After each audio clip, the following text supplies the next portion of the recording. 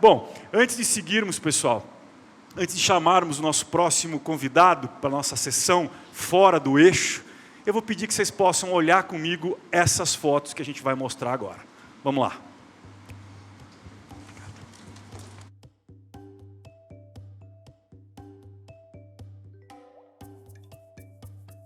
O futuro sem resgatar as nossas origens. Para nos ajudar nessa jornada, convidamos um dos maiores especialistas em saberes tradicionais da cultura tupi. Professor responsável pela Cátedra Indígena na Unipaz, Universidade Holística da Paz, ele é autor de livros fundamentais para se aprofundar na questão indígena.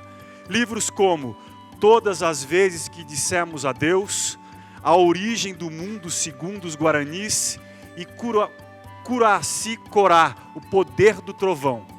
É com grande honra e alegria que chamamos aqui para essa nossa conversa Cacá Verá. Ele que é autor, empreendedor social e especialista em cultura tupi.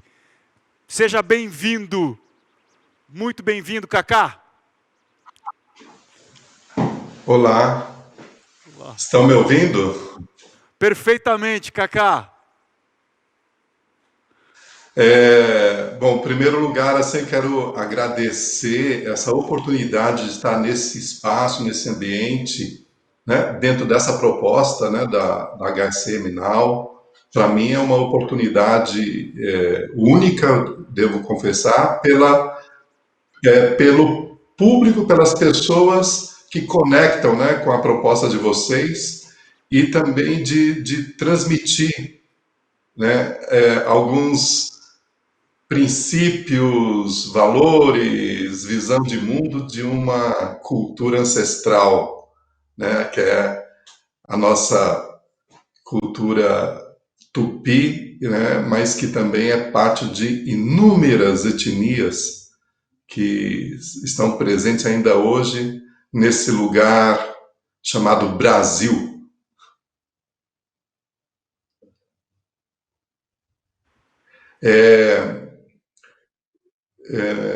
Eu devo continuar, então, né? Eu vou falar sobre o meu tema. Hoje eu quero compartilhar com vocês um tema que é o fundamento de diversas etnias do Brasil, mas mais do que isso, das culturas de sabedoria, de tradições de sabedoria de todo o mundo, né? O tema é ancestralidade, a importância da ancestralidade, né? E eu vou falar de ancestralidade e consciência, a relação da ancestralidade com o desenvolvimento da consciência. Ao longo de mais de 30 anos, tem sido algo que eu tenho vivenciado, né, pelo meu tipo de trabalho, né, antropológico, social, em comunidades tradicionais, mas também o meu trabalho na educação, né, como educador, como professor, né, e também nos últimos anos assim, também como um consultor, e procurei desde dessas épocas remotas assim do meu trabalho me aprofundar nessa dimensão de fazer com que através de uma sabedoria ancestral pudéssemos atualizar a compreensão de alguns princípios dessa sabedoria. E um desses princípios é o princípio do cultivo à ancestralidade. Por que é importante cultivar a ancestralidade? Né? Mas para falar desses princípios é necessário a gente abrir mão de algumas distorções e de alguns equívocos com relação à ancestralidade. Então, hoje eu trouxe aqui para vocês, eu vou relatar aqui como que, através da ancestralidade, nós nos aperfeiçoamos em uma base, em uma estrutura de fundamentos da nossa consciência, que sem essa estrutura, demais aspectos da nossa consciência também não se desenvolvem, não se aprimoram, e causa inúmeros males, né? Um deles é justamente o que eu chamo aqui de descentramento do ser, né? Descentramento do ser que leva a um desequilíbrio, né? A um desequilíbrio em vários níveis. Então vamos lá, eu vou pedir aqui para colocar o PowerPoint para poder facilitar aqui, maravilha, né? Então nós vamos falar disso, a ancestralidade e a relação dela no desenvolvimento da nossa consciência.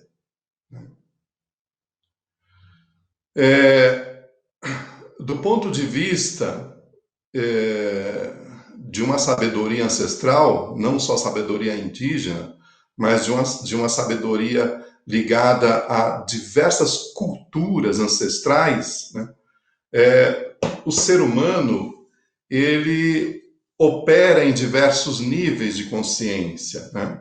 E esses níveis de consciência, eles são desdobramentos de 4 estados de consciência básicos, né, na humanidade, né, em todos nós, que são o estado de consciência de sono, o estado de consciência de sonho, o estado de consciência de vigília e o estado de consciência de presença. Esses 4 estados de consciência, sono, sonho, vigília e presença, são as bases que nos estruturam, que estruturam o ser humano. No entanto, nós vivemos em um suposto estado de consciência de vigília boa parte do tempo, mas esse suposto estado de consciência de vigília necessariamente não significa que nós estamos despertos, que nós estamos acordados, embora a palavra vigília é sinônimo de estar desperto, estar acordado. Muitos de nós vivemos em estados de vigília, aparentemente de vigília, mas do ponto de vista consciencial, num nível, numa determinada camada ainda de sono, né? O que é a camada de sono em vigília? É quando nós vivemos a vida inconsciente de nós mesmos, né?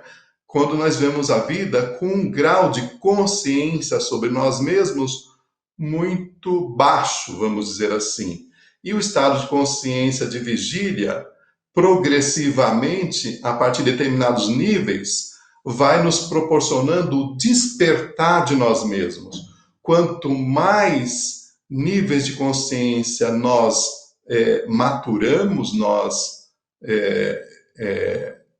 apreendemos, mais conscientes de nós mesmos ficamos, ou seja, mais despertos nos tornamos até estarmos verdadeiramente presentes, até atingirmos um estado de consciência de presença. O que é o estado de consciência de presença? É realmente estarmos conscientes e autoconscientes de nós mesmos. Isto é uma jornada, né? Isto é um processo que se inicia quando a gente vem ao mundo e não termina, né? É um processo, vai até a nossa passagem e além da passagem, né? Então, esse estado de consciência supostamente de vigília se desdobra em diversos níveis. Esses níveis de consciência que se desdobram, eles são bem reconhecidos não só pelas tradições ancestrais, as tradições de sabedoria, mas também eles são objetos de estudo da psicologia, eles são objetos de estudo da neurociência, né? E as tradições de sabedoria ancestrais diferem na quantidade de níveis de consciência. Por exemplo, a tradição budista fala em 33 níveis de consciência, né? As tradições indígenas falam em 9 níveis de consciência, né? A neurociência, os estudos da neurociência falam pelo menos 7 níveis de consciência dentro desse estado de consciência de vigília a ser desenvolvida, né? A ser ancorado. Bom, estou falando de consciência, mas o que a ancestralidade tem a ver com isso, né? O que tem a ver com isso é que entre essas dimensões e níveis de consciência, a conexão com a ancestralidade, quer dizer, com aquilo que nos antecede, é vital, é profundamente importante para o aprimoramento de uma base de 2 níveis de consciência, sem a qual os níveis mais sutis, os níveis mais internos, não se estruturariam adequadamente, né? Porque a ancestralidade vai conectar com o nosso nível de consciência de estabilidade, que é o básico, chamado por autores, estudiosos também, de nível de consciência de sobrevivência, né, de segurança, e eu costumo dizer de estabilidade, e o nosso nível de consciência de pertencimento. Esse nível de consciência de pertencimento é fundamental para qualidade de vida, também segurança, autoconfiança individual e coletiva. Então, a ancestralidade ela vai conectar com essas 2 bases importantíssimas para também o desenvolvimento e a estruturação das demais, que são mais sutis. Eu vou passar aqui rapidamente, para a gente ter uma ideia, no próximo slide, os demais níveis de consciência. Estou procurando aqui. Né? A tradição tupi, por exemplo, considera 9 níveis de consciência, mas vamos falar assim, de 7 níveis de consciência fundamentais, né? Que estão expostos aí na tela. E a ancestralidade vai falar da base estruturante, como eu disse, né?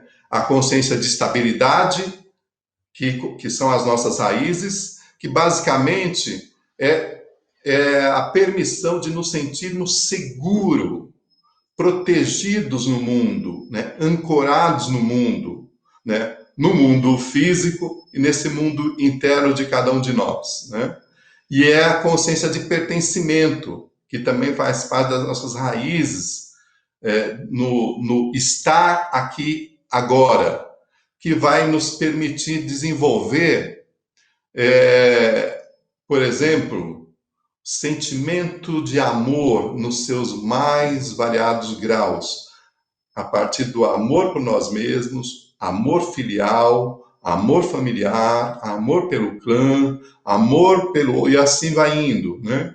E essas 2 bases são, como eu estou afirmando e repetindo algumas vezes, são fundamentais para que as demais dimensões da nossa consciência possam encontrar campo de ancoragem, encontrar aquilo que pouco a pouco vai se transformar em presença, né? E para que essas 2 dimensões, esses 2 níveis de consciência possam verdadeiramente estarem maduros, possam estar fortes, possam estar, vamos dizer assim, qualificados, né? É necessário a gente valorizar as dimensões da ancestralidade, né? Na tradição tupi, nós consideramos 3 dimensões de ancestralidade, né? Cada uma dessas dimensões, elas trabalham o que eu vou chamar aqui, entre aspas, de musculatura, em determinados aspectos desses níveis de consciência, né? Os nossos hábitos mais arraigados, por exemplo, os nossos comportamentos mais arraigados, mais instintivos, e as nossas crenças mais poderosas, porque estão no nosso subconsciente, são heranças ancestrais, né? E se nós não colocarmos o foco para olhar para que tipo de acervo, vamos dizer aqui, que tipo de enredo ancestral subjaz a cada um de nós, nós vamos ficar à mercê de determinados comportamentos ou crenças e hábitos que não são legais, né? Que são obstáculos à nossa evolução na nossa dimensão pessoal e também na nossa dimensão coletiva, porque uma não está separada da outra, né? E isso é uma dimensão da ancestralidade que precisa ser olhada. Tem uma outra dimensão da ancestralidade que estrutura em nós uma coisa que na cultura tupé a gente chama de Ivirainru, que significa árvore de crenças, que diz respeito aos nossos temperamentos, às nossas predisposições emocionais, né? Principalmente aquelas mais impulsivas, e os nossos valores arraigados, né? Porque determinados valores que nós adquirimos na vida são frutos da nossa experiência aqui e agora. Mas outros valores mais arraigados, eles vêm, né? Eles são sustentáculos daqueles que nos antecederam. E é necessário compreender se, eventualmente, esses valores estão sustentados em que base emocional, em que base de crenças, para podermos nos aprimorar, né? Enquanto pessoas, né? E tem uma dimensão mais profunda da ancestralidade que eu quero compartilhar com vocês, que é uma dimensão que nos sustenta do ponto de vista dos nossos arquétipos ancestrais. Tem uma relação com os mitos, no sentido filosófico de mito, né? Os mitos que fundam, estruturam uma visão de mundo, de uma cultura, de um povo, que interfere no indivíduo, que interfere na pessoa. E é importante esses arquétipos míticos, né? É importante porque eles servem como uma base de orientação para nós irmos em um determinado lugar, para adquirir e aprimorar determinadas virtudes, né? E eu quero falar um pouco melhor assim, eu vou passar aqui o que essas dimensões se apresentam para nós aqui. O que é, de uma maneira mais específica, essas três dimensões. A primeira dimensão de ancestralidade,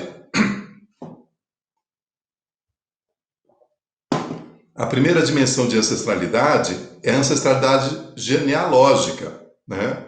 Dessa ancestralidade, nós, de maneira geral, sociedade de um modo geral, tem uma certa consciência dela, né? O que é essa ancestralidade genealógica? É aquela que diz respeito àqueles que nos antecederam do ponto de vista genealógico, nossos pais, avós, bisavós, e de certa forma há um reconhecimento de que essa ancestralidade nos traz heranças genéticas, há um reconhecimento biológico, um reconhecimento científico. No entanto, além dessa herança genética, existe também, e é importante trazer aqui, uma herança psíquica de padrões que nós trazemos, né?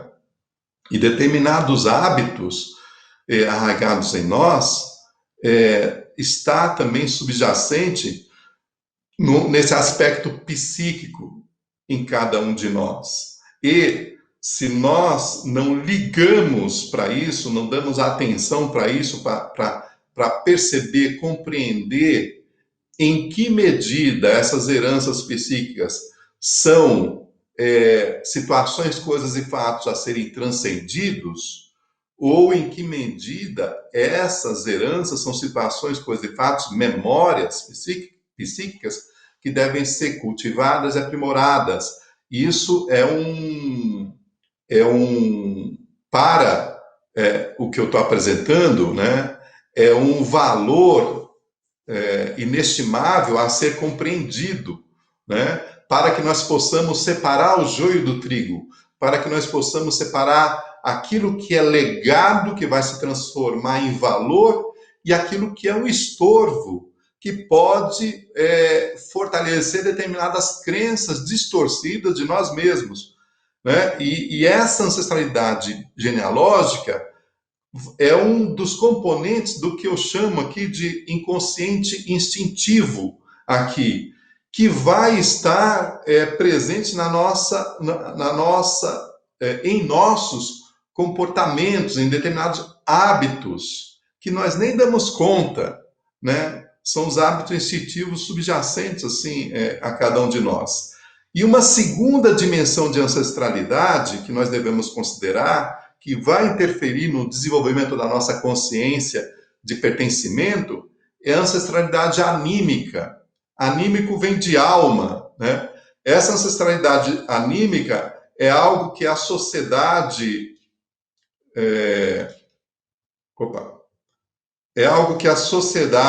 como um todo, ela não dá muito valor, né?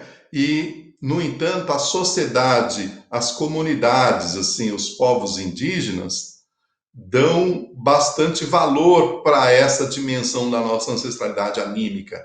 Anímica no sentido de alma, né?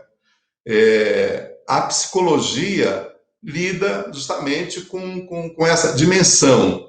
No entanto, o fato de não haver um cultivo, uma atenção para a ancestralidade anímica em nós, reduz enormemente a nossa capacidade, a nossa percepção consciencial. O nosso sentido de pertencimento é reduzido, né? Principalmente porque, para a sabedoria indígena, cada um de nós, do ponto de vista da nossa alma, da nossa essência, nós viemos das forças da natureza. As forças da natureza nos animam, né? E é por isso que os povos indígenas cultivam a natureza. Isso é um dado importante para compartilhar com vocês. Não é porque nós tememos determinados fenômenos da natureza, é porque nós reconhecemos que a natureza é estruturante, é modeladora para a nossa alma, para aquilo que nos anima, né? E esse cultivo com as forças da natureza é uma maneira de reverenciar e de conectar com esses princípios da alma. E mais, nós reconhecemos que a nossa alma possui o que na psicologia é chamada de funções de percepção, e que essas funções de percepção, que são 4, a função sensação, sentimento, pensamento e intuição, são nossas heranças anímicas da natureza, né? Nossa sensação vem do elemento terra, nossas emoções vêm do elemento água, nossos pensamentos vêm do elemento ar, e a nossa capacidade intuitiva vem do elemento fogo, né? E esses são ancestrais, né? As forças da natureza são ancestrais que nos codificaram essas fontes de percepção, por onde a nossa alma conecta com o mundo interior e com o mundo exterior, né? É isso. No entanto, existe alguma confusão nessa dimensão de ancestralidade, que é mais sutil, com relação àquilo que a psicologia e também os estudos, né, da ciência, da psicologia, chamam de animismo, né? Porque o que é o animismo? O animismo é a influência de memórias, que vamos chamar aqui, né, subpersonalidades, que é como a psicologia trata, né, são essa influência de determinadas memórias em cada um de nós, em determinadas situações, que normalmente são de sintonização, de padrão vibratório, né, com determinadas com determinados fatos internos, externos, enredos, cenários internos, né? Pode ser, essa sintonização pode ser consciente, subconsciente ou inconsciente, né? Então, resumindo, essa segunda camada de ancestralidade, que é a anímica, quanto mais nós conhecemos esse enredo, esse sistema subjetivo, né? Na tradição tupê a gente chama de Ivirainrã, né? Essa árvore de crenças e de memórias e de padrões subjacentes a nós, mais nós desenvolvemos a nossa consciência de pertencimento a nível de alma, né? Que pode nos levar a perceber o quanto a natureza e nós somos uma coisa só. É um nível de pertencimento mais abrangente em cada um de nós e que na sociedade contemporânea está adormecido, né? É por isso que os povos indígenas dizem: nós somos filhos da terra. Mas não é nós, índios, não. Todos nós, né? Todos nós, seres humanos, somos filhos da terra. Essa ancestralidade anímica precisa ser resgatada nessa dimensão mais profunda. E o que vai acontecer quando a gente resgata isso? Estrutura de uma maneira mais abrangente, mais poderosa, o nosso sentido de pertencimento, a nossa consciência de pertencimento. Ela se expande, e isso faz com que nós nos tornamos pessoas melhores, né? Porque essa dimensão de ancestralidade, ela interfere diretamente no nosso inconsciente emocional, né? Porque ela diz respeito aos nossos temperamentos, às nossas predisposições emocionais. Então, quanto mais nós nos conectamos com essa ancestralidade anímica mais primeva, que é a conexão com a natureza, mais nós beneficiamos o nosso sistema emocional, o nosso inconsciente emocional, né? Principalmente as 4 emoções ancestrais, né? Nós temos 4 emoções ancestrais que nós temos que aprender a lidar, que é a raiva, o medo, né? A tristeza e a alegria, né? A raiva é o elemento fogo, o medo é o elemento ar, vem do elemento ar, né? A alegria vem da sensorialidade da terra, né, em nós, e a tristeza está ligada com o elemento água, né? E para lidar com essas emoções básicas, ancestrais, nós podemos aprender muito alquimizando, conectando com as forças da natureza para alquimizar, para harmonizar essas emoções, né? E por fim, a ancestralidade divina é a nossa camada mais profunda, porque todos nós, quer reconheçamos ou não, nós somos seres espirituais vivendo temporariamente em uma jornada material, né? Aquelas pessoas que têm um sistema de crença baseado na ideia de que somos somente materiais, isso se deve justamente ao pouco desenvolvimento de uma consciência anímica, né? E é algo que a gente precisa prestar muita atenção. Sem essa consciência anímica, a gente não consegue perceber a nossa ancestralidade divina, né? Que diz o seguinte: somos um, somos extensão de uma fonte que é um mistério para a nossa razão, que é um mistério para as percepções externas, objetivas, mas somos uma centelha divina corporificadas temporariamente nessa casa física chamada corpo, né? É isso que nós somos.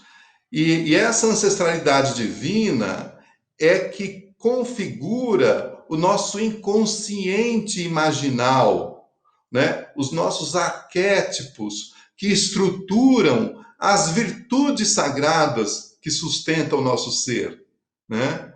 O mistério que nos habita é da ordem desse campo imaginal. Então, quando nós reconhecemos e nos conectamos com essa ancestralidade divina, consequentemente, nós vamos nos aprimorando, nos aproximando da nossa verdadeira essência, daquilo que nós somos verdadeiramente, né?